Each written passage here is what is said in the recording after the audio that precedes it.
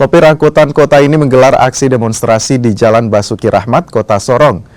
Dalam aksinya, mereka membakar ban bekas hingga mogok beroperasi.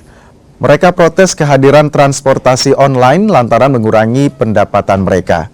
Selain di jalan, sopir angkot juga menggelar aksi di kantor Gubernur Papua Barat Daya.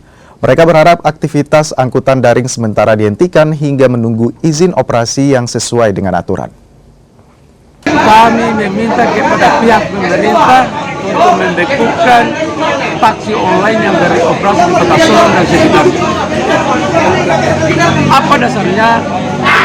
Dasarnya sesuai Permen Hub 118 2018. Ternyata pihak taksi online ini yang beroperasi di Kota Sorong ini masih ilegal untuk di Kota Sorong, belum memiliki izin.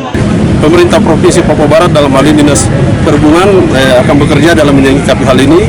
Kedua, kemarin terkait waktu kami minta waktu 14 hari maksimal, waktu maksimal untuk kita bergerak ya, kita bergerak supaya di situ bisa ada keputusan atau regulasi yang dikeluarkan oleh pemerintah provinsi terkait dengan pergerakan taksi online di wilayah Papua Barat Daya, khususnya ada di Sorong dan Kota Sorong dan Kabupaten Sorong.